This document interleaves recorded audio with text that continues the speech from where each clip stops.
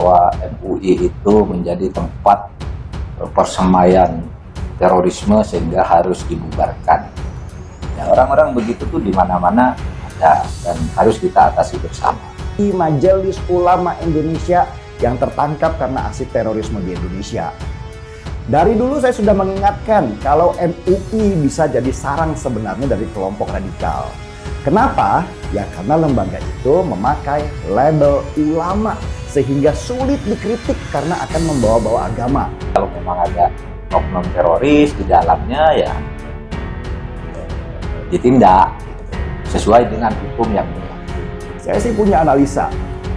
Yang diincar Densus 88 di MUI bukan 1-2 saja, tapi ada beberapa yang memang punya keterlibatan dengan jamaah Islamiyah, entah sebagai Dewan Syuro ataupun sebagai pengepul kotak amal untuk kepentingan kelompok mereka.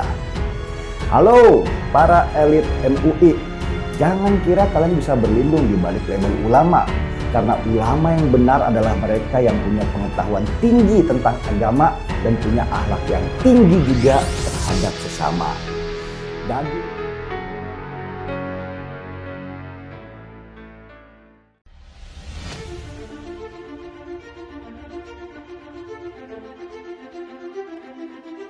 5 poin pernyataan Mahfud MD soal MUI dan penangkapan Zain An-Najah.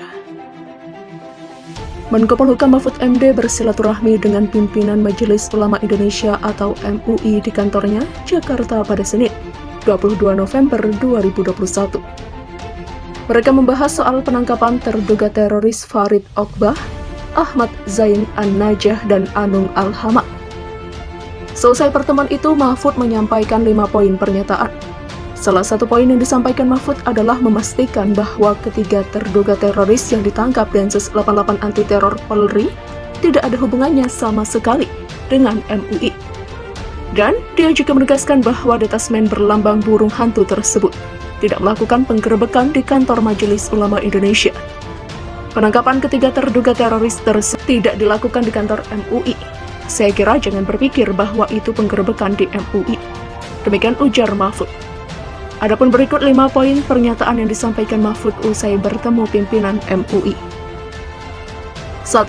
Penangkapan ketiga terduga teroris tersebut tidak dilakukan di kantor MUI, sehingga jangan pikir bahwa itu penggerebekan di MUI, dan tidak terkait dengan urusan MUI, karena memang tidak ada hubungan antara teroris itu dengan MUI. 2.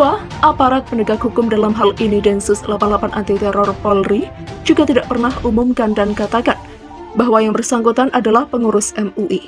Tidak pernah.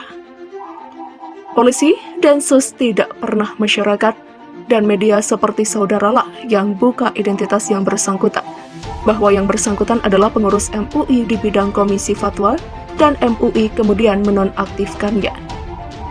3. Pemerintah tidak bisa dan tidak boleh menjawab sekarang tentang bukti dan alat bukti proses penyelidikan dan penyidikan terhadap tiga terduga teroris tersebut, karena hal itu bisa kacaukan proses hukum.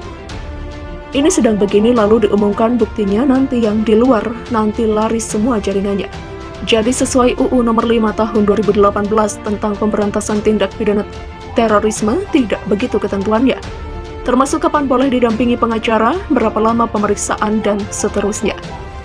Tetapi meski pemerintah tidak bisa jawab sekarang, pemerintah akan pastikan proses hukum terhadap tiga terduga teroris tersebut akan berjalan secara terbuka dan sesuai dengan prosedur hukum yang berlaku. 4. Pemerintah tak melarang siapapun untuk menilai, mengkritik, serta ekspresikan pendapat dan aspirasi terkait kasus ini, baik pro maupun kontra.